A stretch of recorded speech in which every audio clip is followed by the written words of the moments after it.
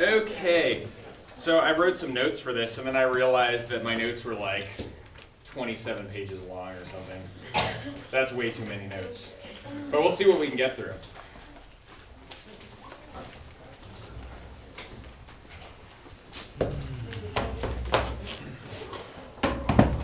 Is everybody having a good weekend? It's all right, yeah. Yeah? Yeah? Good. And you made it here to do physics, huh? Oh, yeah. All right, well. It's the most exciting part of my weekend. The highlight, wow, all right. Oh, yeah. Anticipating. Let's see here. I'm trying to think of a harmonica song I haven't played for you guys yet, but some of you haven't heard me play harmonica. Some of you have. I mean, it always keeps it fresh. Yeah, yeah. So, the very first song I learned how to play is called the Piccolo Pete, and it goes like this. It's not very exciting, but still, it goes. The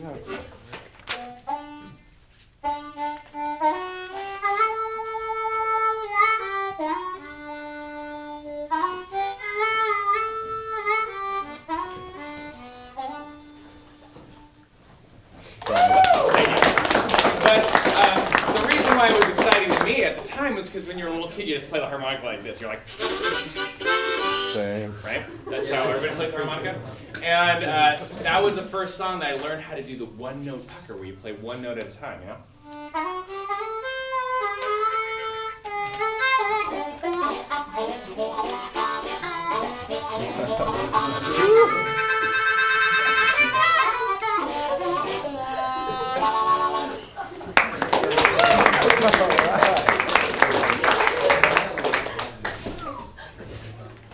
All right.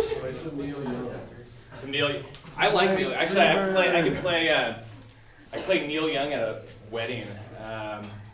Let's see here. What's the name of that song? Not Heart of Gold. Something about the moon. You guys know what song I'm talking about? No. Nah, well. Anyway, I played the harmonica and I played the guitar for that song at a wedding. I was actually at that wedding. It's kind of a hillbilly wedding, but it was a really fun wedding. It was my good friend Ryan, who's about the hippiest guy I know. And I was the photographer and also the musician at the wedding, so I had to do 2 jobs. Welcome. All right, so let's go ahead and get started.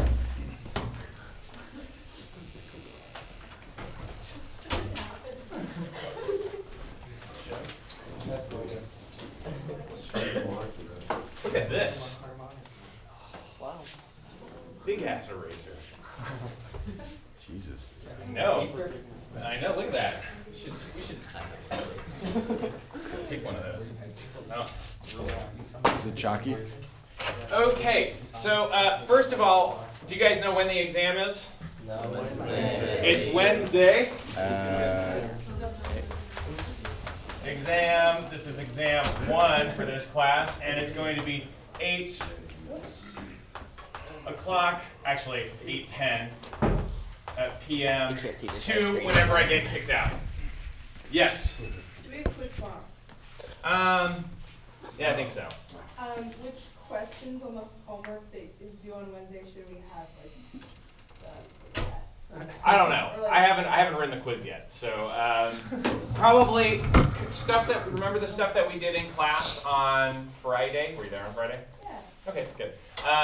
The stuff that we did in class on Friday, that kind of stuff. So potential energy, how it relates to the electric field, maybe some conceptual questions about what the potential energy is doing as you move charges in space. And then I might have you calculate something like, I move a charge from here to there, what's the increase in potential energy, or using conservation of energy to figure out what the velocity of something is when it hits a particle, or to escape a particle, or, some variation of that. Okay? But I haven't actually written it yet, and I have a lot to do, so it's going to be a half-assed written test, or a quiz. Yeah. How about no quiz? Right, that would be the most half-assed written, so we'll see. All right, so it's 8 o'clock. It will go as long as you guys need, and it's going to be in see here, building 10-231. You guys know where that is? Right here. Right here, yeah. So it's going to be in the same room. That's how the scheduling worked out. So get used to this room. You feel its vibes? Good vibes, right? This is my chemistry study session last quarter. Yeah, exactly. I like it. I like it too. I legit have 3 or 4 of my classes in this building. Really? So I'm here all the time. You're here all the time. You got it covered. You're probably gonna fail. Good vibes. Good vibes. All right. So that's the logistics. You know, I am going to write the exam to be on the order of 1 hour-ish, but every time I do that, some people finish earlier than an hour, and then some people finish in like 3 hours. So there's, you know, a wide range. My last 141 exam, the first person finished in like 45 minutes or something, and the last person took 3 hours and 10 minutes. So. Wait, I thought we went to midnight. What's that? I thought we went to midnight because you changed rooms. Oh, yeah, David Broyle's a third. He went like 4 hours or something. That was a long one. Do they do good when they go that long, or? Not really. They're just torturing themselves, but I let them. You know, I think some people like improve their grades by going longer. Usually the people who turn in their exams really early either do really well or they suck. They just do terrible. They basically turn in a blank test. So there's those 2 scenarios, and then, you know, a lot of people who take their time actually do a good job because they look at the problems, they do them very thoroughly, they check their units, and you can always tell when a person takes their time and does a good job because, you know, it's obviously not rushed. Okay, so that's the time and the place. The place is here. The time is Wednesday at 8 o'clock, 8:10. Okay, so the format of the exam, which those of you who have been in my class before, you know what the format is like. There will be some amount of multiple choice at the beginning. That's how I usually do it. And then there will be some short answer questions, probably more multiple choice and short answer questions than on my 141 exams because I don't have as many large, hard problems to draw on in this class, but there will be some of those. So that'll be the third section, will be long, hard problems. So those are the 3 sections. Multiple choice, short answer, or short questions, some calculations, but overall pretty short. And that section may be larger than normal. And then some like full-on calculations, you know, use the whole page, draw a diagram, write down the equations, solve symbolically, that kind of thing. So it'll look, for those of you who've been in my class, it'll look familiar. For those of you who haven't, Good luck. yeah, they're not that bad. Some of them. I won't make it too bad. All right, so let's get started. So we started off chapter 25, and chapter 25. The first thing we did is we found the charge model. Okay, and to develop the charge model, we did a bunch of experiments. We did them in the lab, which was pretty fantastic, and we sort of decided how is this stuff going to work? Well, turns out that you need 2 types of charge.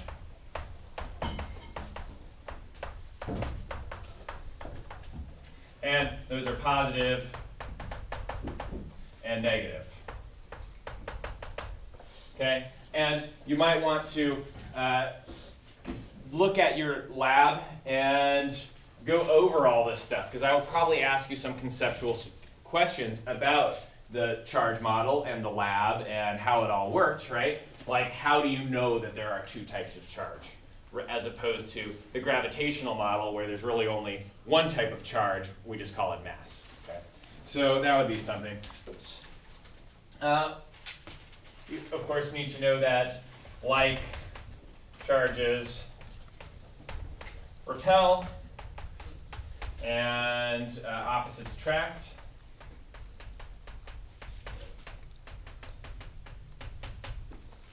Okay. Now, I would also like you to know the atomic model.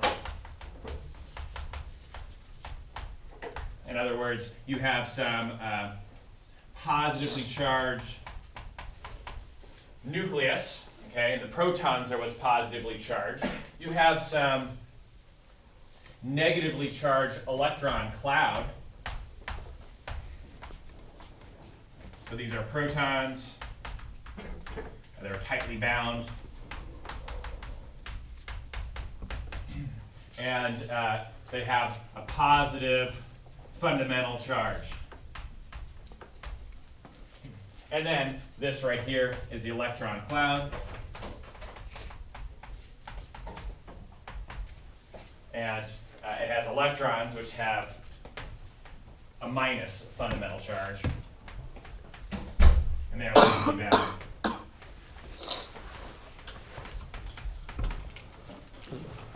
Okay, so that's the atomic model, and from this you also should know that charge is quantized.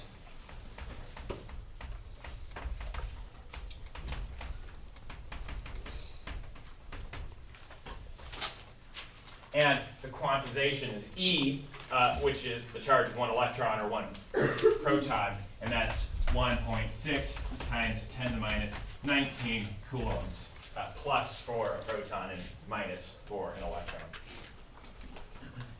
Okay, we also talked about conductors and insulators.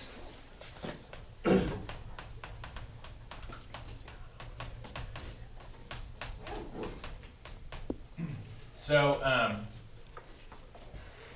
what are some of the properties of a conductor? This is the part where you answer. The electrons kind of move around, okay? Why is that? Well, a conductor, right, that's like a sea of electrons. Okay, why is there a sea of electrons?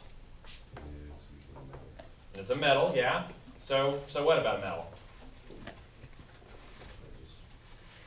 Yeah, what can you say about those electrons in the outer shell? They move a lot easier. They're not tightly bound, yeah. They're not tightly bound, okay? They're free to move because they're not tightly bound to the atom. And insulators, right, they have tightly bound valence shells. And so an insulator, what makes an insulator an insulator? Electricity can't flow, right? At least we're talking about electrical insulators. Thermal insulators is where heat can't flow through, or does so very poorly.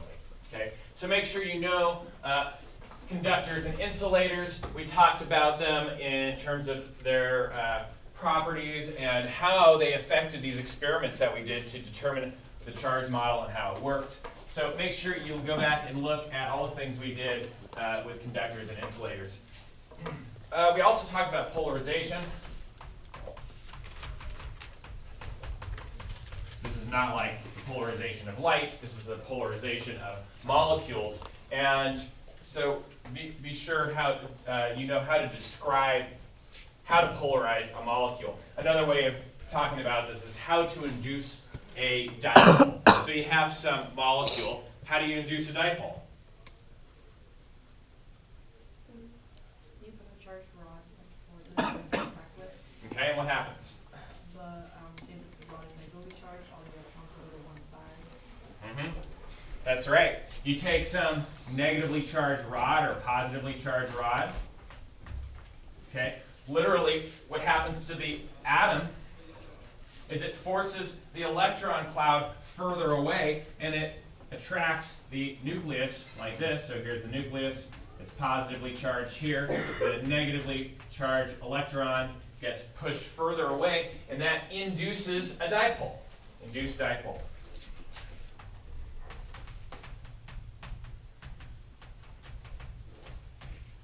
Okay, so we're going to have some polarization. By the way, which way does a dipole moment go? It goes from negative to positive. It's an arrow that points like that. Like that. That's a dipole moment. Okay. So now is this, when you induce a dipole, is it going to be attracted or is it going to be repelled to whatever you are inducing the dipole with? Attracted, right? And this is why hair gets attracted to balloons and paper gets attracted to charged rods and whatnot. Okay, that's induced dipoles. All right, so there wasn't a lot of math in this chapter, so it's going to be good conceptual questions and some ideas for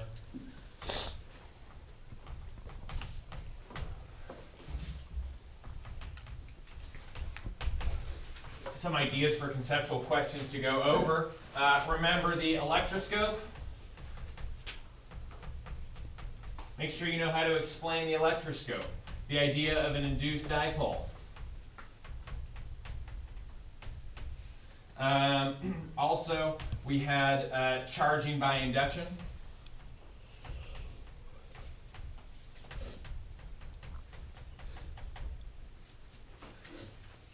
And not exactly addressed, but it is a good conceptual idea, and that is the idea of ground. What is ground? What does it do? What is ground? The earth.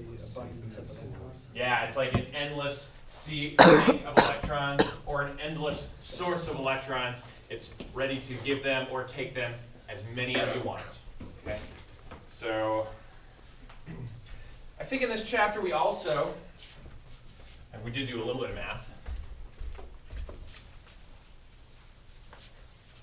And if you guys have questions as we go along, just interrupt me, raise your hand. I'm just going to keep on going until I hit a wall or something. So go ahead and stop me if you have questions. We also introduced Coulomb's law. And Coulomb's law said that if we have two charges, here's Q1 and here's Q2, and they're separated by some distance, r, that we can find the force between them, and that's calculated by K, Q1, Q2 over R squared. Okay, and the direction of this depends on whether or not they're positive or negative. Likes are going to repel and opposites are going to attract.